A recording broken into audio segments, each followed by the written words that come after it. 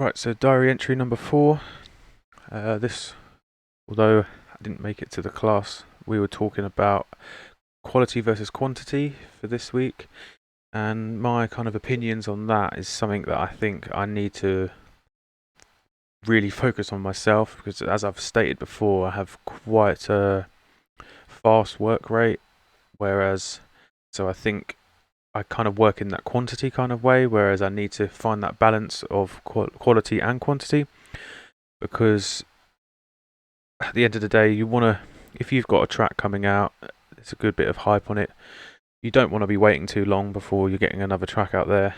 Don't want people to start forgetting you, so you need to have enough music often enough to keep that kind of flow going, but at the same time, you don't want to lose any quality in your sound and what you're doing.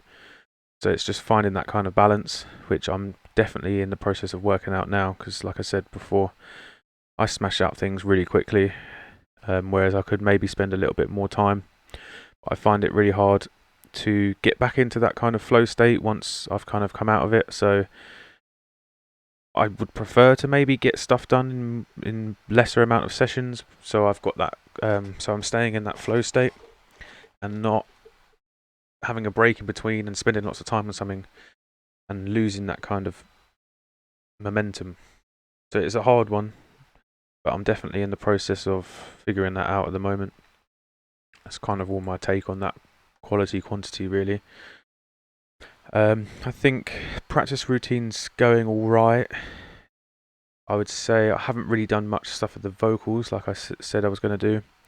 I must say a lot of the classes we've been required to do a lot of different tracks and different versions of things, so I have been spending a lot of time doing that because of obviously with something I did mention about in the proposal was it's just with what's going on at the moment, it's quite hard to manage the time in the same way as I would. For example, like my partner's home all the time, so I need to, obviously, I can't just be sat here blaring speakers the whole time. So I've got to try and work things around that. So the vocal stuff has been held back a little bit, but I've been doing a bit of music theory. Just been getting I've got a few new synths, the Arturia Lab, and I've just been playing chords on pads and kind of figuring out what I kind of already know. And also one of the modules we've been doing the remix for Jack, and there's the track called called Runaway by Moonchild. Doing a remix for that, and I managed to find the chords online. And the process of putting them into the remix I was doing turned out to be way harder than I thought. Just seeing them there, because obviously they're laid out. You got to keep track of where you are, what position you are in the track, especially with changing the tempo. And I don't know, it was quite a bit eye-opening. Of just like learning some more stuff with like the articulation of the way things are played, because I think where I don't play any instruments, that's something I definitely lack in. So I might just play chords on the grid, but I just don't know. Sometimes don't think of having things that run over a little bit or start a bit early to kind of give that different rhythm and more humanization. Whereas working with those chords and trying to get them in as close to the original kind of showed me a lot of how to do that, basically.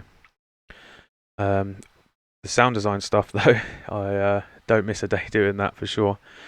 It's definitely my most favourite thing, and that's going really well. I feel like in line with everything we're doing in Stu's class as well. Like the level I'm at with synthesis is just really great, and sound design all round. Like I've not just synthesizing stuff in synths. I've been playing around with recording sounds, like hitting my metal bottle with the lid of it, recording that, manipulating that, and almost making synths from that kind of stuff. Just really something that George talks about a lot is just utilizing what you have to make the best out of it. Also, something I kind of discovered through talking to George, I didn't really realize I did this until actually talking about it. So the way I make my sounds, we were having a discussion about mid-side EQ and when we would use it and things like that. And George was saying that maybe with the type of music I make, I might not use a mid-side EQ as much as other people, which I beg to differ. Like, I do use it a lot, but in the sense of a lot of my sounds were made clean, so they kind of will fit in a little better anyway.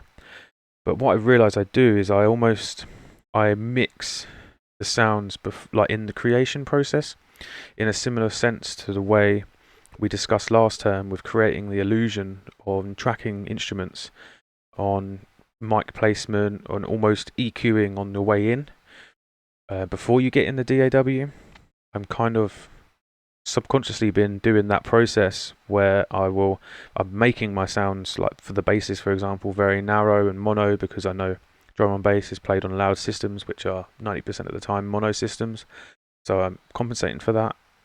And I do that whole, like, creating the illusion side of it in the way in. Almost, it's almost as if it was back when people were using analog equipment and they had to make those decisions when they're tracking the instruments, ready to be put together on tape or whatever they were using. I feel like, yeah, I definitely do that already, and it's become something that's just like natural in the way I create stuff. And I definitely think that comes across in my mixes, in the fact over the last 3 or 4 months, I would say my mix downs have just become so much better because I've become conscious of those decisions.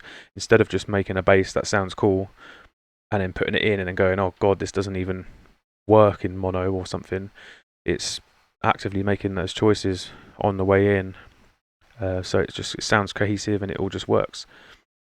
And then also doing a lot of stuff on parallel processing this week, which again is something I've kind of already done, but it's just nice to go over it a bit more and a bit more in depth with someone who is a lot more knowledgeable on that. And I just, think this week's going very well. About 90% done with 2 of the tracks already, even before this formative. I think it's just the final touches of tweaking, making sure certain automation is timed correctly, working on the stereo image. I think the general tone and sound of the tracks are where I want them to be. They just need to be cleaned up, and just brought up to that little bit more professional level. But yeah, very happy with where I'm at. And that's it for this week.